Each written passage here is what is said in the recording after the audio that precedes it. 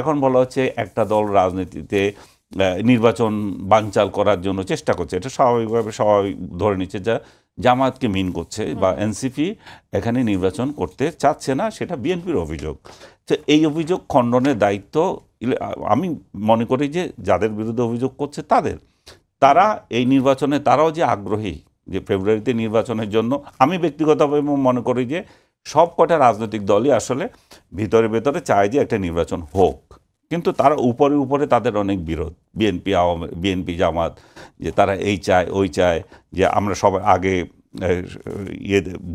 সরকারকে চাপে রাখার কোনো কৌশল না, একজন আরেকজনকে চাপে রাখার জন্য, একজন আরেকজন থেকে বেনিফিট নেওয়ার জন্য, একজন আরেকজনকে ব্লেম দেওয়ার জন্য। এখন রাজনীতি যে খেলাটা চলছে সেটা আগে যেটা ছিল সেটা হচ্ছে ৭১-এর রাজাকার আর নন রাজাকার। এবারের রাজনীতিতে সেটা বোধহয় খুব চলবে না, কারণ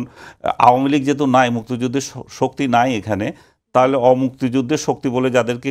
করা হয়, চিন্তা করা হয়, অবশ্যই বিএনপি অমুক্তিযুদ্ধের শক্তি না, কিন্তু সেভাবে যেহেতু জোরালো না, যেহেতু ওই ট্রেন্ডিংটা ওইদিকে চলে গেছিলো আওয়ামী লীগকে নিয়ে, এদের মধ্যে সে কে বিএনপি আর কে রাজাকার, কে মুক্তিযোদ্ধা আর কে রাজাকার, এটা এবার খুব বেশি জমবে না মনে হয়। তারপরও বিএনপি চেষ্টা করছে যে জামাতের ওই চরিত্রটা আনার জন্য। আপনি খেয়াল করে আলোচনায়, হ্যাঁ, এটা বারবার আলোচনায় আসছে যে এরা রাজাকার, এরা স্বাধীনতা যুদ্ধে কি করেছে না করেছে এগুলো আনতেছে। জামাত চেষ্টা করছে যে বিএনপিকে এইভাবে গায়েল করা যে তারা হচ্ছে সংস্কার বিরোধী, এরা সংস্কার চায় না, এরা ক্ষমতায় গেলে কিছুই রাখবে না, এই জুলাই বিপ্লব বলে কিছু থাকবে না, এই জাতীয় তাদের মধ্যে এটা গেম হচ্ছে। অরিজিনালি তারা দুজনেই চাইবে যে ক্ষমতায় যাওয়ার জন্য, এবং জামাত নিঃসন্দেহে জানে যে তারা এবার ক্ষমতায় যাবে না,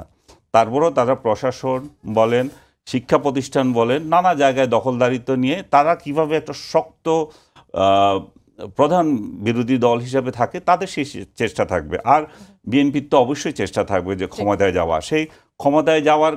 খেলার মধ্যে আমরা কিছু শিকার হচ্ছে আর কি। এবং তারা যদি স্মুথলি যাচ্ছে না, সেই জায়গায় গেলে সবারই ভালো হবে, রাষ্ট্র একটা দিক নির্দেশনা পাবে, এবং সরকার যে একটা স্ট্রাগল করছে যে একটা নির্বাচন দিয়ে ওদের একটা নির্বাচিত সরকারের হাতে ক্ষমতা দেওয়ার জন্য, সেটাও সহজ হবে।